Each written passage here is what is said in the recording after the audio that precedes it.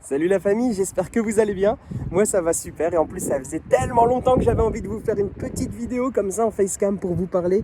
Alors aujourd'hui je vais vous présenter, comme vous l'avez vu sur le titre, l'une de mes voitures, mais ce n'est pas du tout la remplaçante de la Z. Celle-ci c'est une voiture supplémentaire et je voulais absolument vous la présenter parce que vous allez avoir pas mal de vidéos étant donné que je vais la restaurer, l'améliorer, l'optimiser, la fiabiliser, etc. Vous connaissez un petit peu ma marque de fabrique.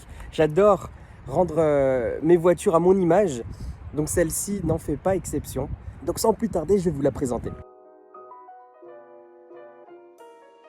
Regardez-moi cette petite bouille, qu'est-ce que j'aime cette voiture, c'est un truc de dingue, elle est trop belle. Alors la famille, pour ceux qui vivent dans une grotte et qui se demandent ce que c'est une Mazda MX-5 NA. Donc la NA, c'est la première phase des Mazda MX-5. Vous avez la NB, NBFL donc facelift, la NC, NCFL et la ND. Celle-ci c'est donc la toute première, originalement conçue en 1990. Vous imaginez que cette voiture a quand même 30 ans aujourd'hui et elle présente encore super bien. Elle n'a pas, sans mauvais jeu de mots, à rougir face aux voitures actuelles.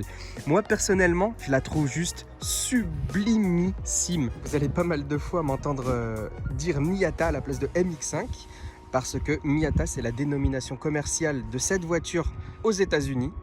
Au Japon, pour la petite info, c'est Yunos Roadster. Et je vous laisse deviner pourquoi ils appellent ça Roadster. Je ne vais pas vous faire un cours historique sur la MX-5 NA parce qu'à mon avis, vous connaissez peut-être mieux que moi la voiture. Surtout qu'il y a eu des tonnes et des tonnes d'articles, de photos, de vidéos. Elle passe même dans Initial D, cette voiture. Donc à force, tout le monde la connaît. Par contre, je vais vous parler plus précisément de celle-ci. Donc de ma MX-5. Parce qu'il y a quelques petits détails qui sortent un petit peu du commun. Et c'est surtout pour vous parler un petit peu du projet qui va arriver dessus. Alors, première chose, et qui flash, c'est les jantes. Je suis désolé la famille, je sais, elles sont immondes, mais ne vous inquiétez pas, là je suis sur le coup. Et vous allez bientôt avoir une vidéo dessus parce que ça, je peux pas supporter. C'est dégueulasse, je sais pas, je préfère encore à la limite l'origine face à ça. Je sais pas pourquoi l'ancien proprio a décidé de garder ça, mais ça là, c'est ignoble.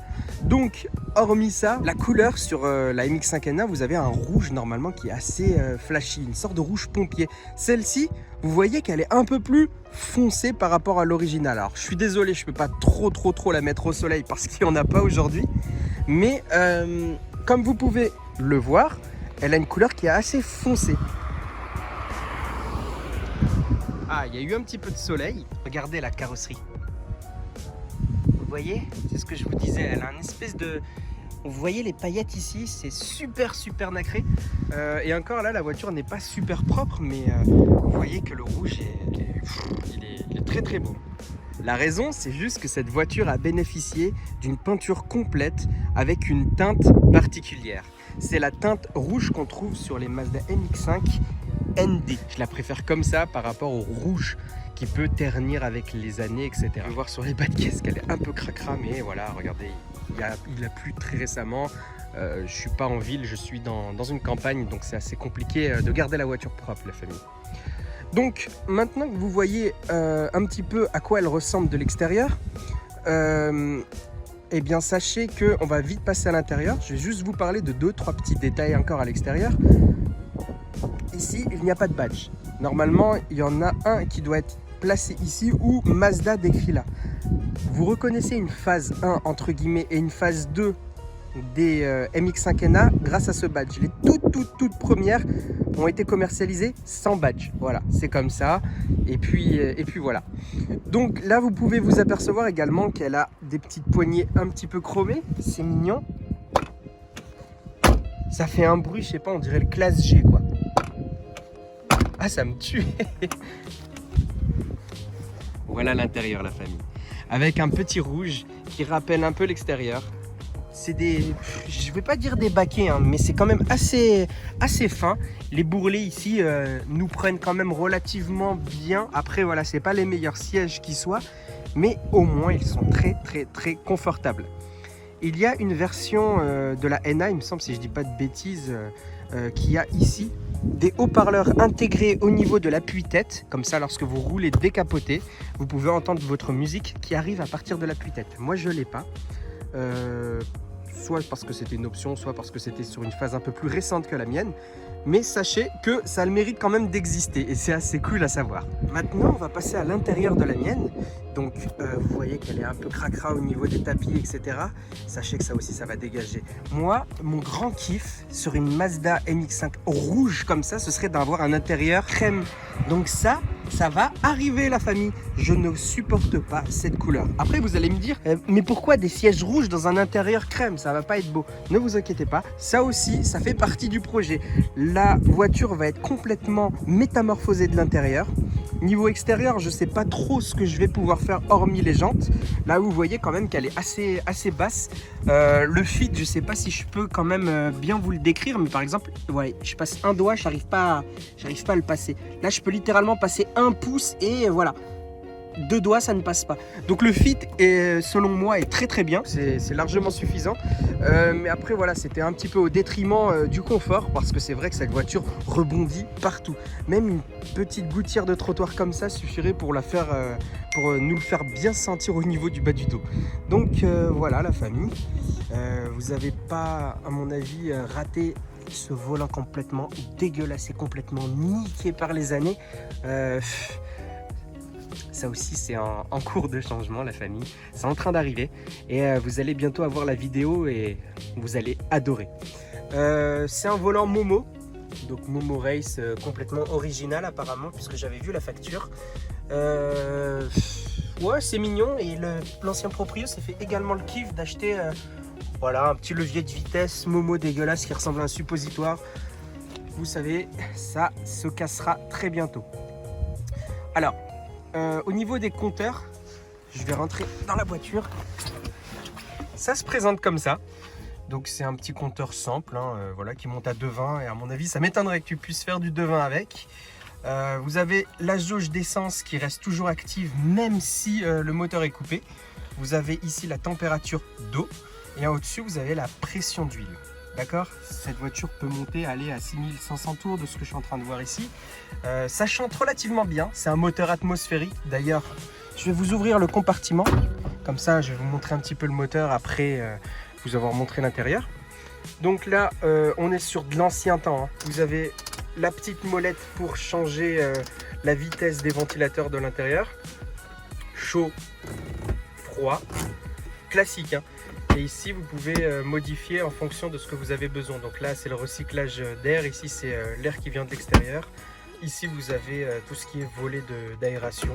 Voilà. Bref, vous connaissez tout ça. On est sur un truc aussi à l'ancienne. Enfin, à l'ancienne et encore parce qu'il y a un port USB, il y a un auxiliaire. Le poste radio a été changé.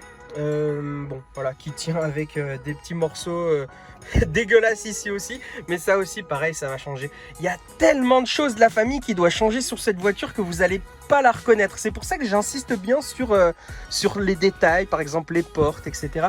Vous n'allez plus reconnaître cette voiture. Croyez-moi, cette voiture va carrément limite vous inspirer à en avoir une. Voilà, ça c'est les petits par machin là, par soleil. Vous voyez qu'il y a la rouille, elle est venue jusqu'ici. C'est parce qu'en fait, au niveau de la capote, il y a pas mal de petits défauts d'origine puisque les joints ont séché, etc. Ce qui fait que l'air passe ici. Il y a de l'humidité des fois qui rentre et forcément ça atteint un petit peu, ça attaque un petit peu et ça commence à rouiller sur les parties métalliques. Mais ça, c'est pas grave. Comme je vous ai dit, ça va être changé. La voiture en soi est très saine niveau moteur. Sachez que la première chose que j'ai fait avec, c'est 900 bornes. Et sur les 900 bornes, elle s'est très bien comportée. Et ça, c'est l'essentiel. Deuxième point qui est génial sur cette voiture, c'est qu'elle n'a pas de rouille au niveau des bas de caisse et des longerons. Et ça, c'est très important aussi sur une Mazda MX-5. Donc voilà la famille. Ici, vous avez donc 2 boutons. Les warnings. Et ici, vous avez le petit bouton pour ouvrir les pop-up. Alors, ce bouton-là permet d'ouvrir les pop-up lorsque vous avez envie, par exemple, de les garder comme ça ouverts. Imaginez, par exemple, que vous avez envie de les nettoyer, notamment. Eh bien, vous n'avez pas besoin d'allumer les phares. Vous pouvez... voilà. Ça marche aussi comme ça, en ouvrant. Là, les phares seront allumés. Là, les phares seront éteints. Pas d'airbag sur cette voiture, c'est pour ça que l'ancien proprio s'est permis d'acheter ce genre de volant. Sachez tout de même que ce petit logo ici est un klaxon. Je vais vous montrer directement le moteur. Donc là, la famille, vous pouvez voir à quoi ressemble le 1,6 litre 115 chevaux de ma Enna.